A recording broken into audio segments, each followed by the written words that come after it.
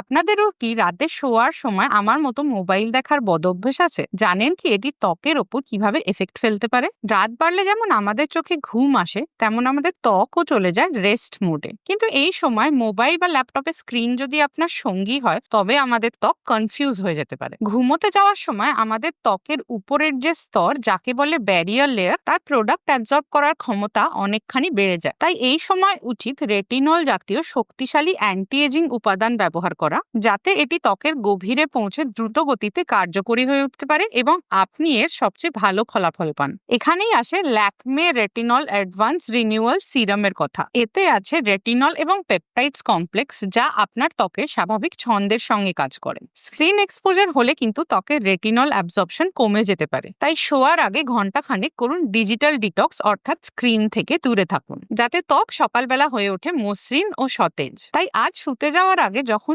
Lakme retinol advance renewal সিরামটি হাতে নেবেন, আগে আপনার ফোনকে করুন গুড বাই এবং আপনার ত্বককে বলুন শুরু করতে রিপেয়ার মোড।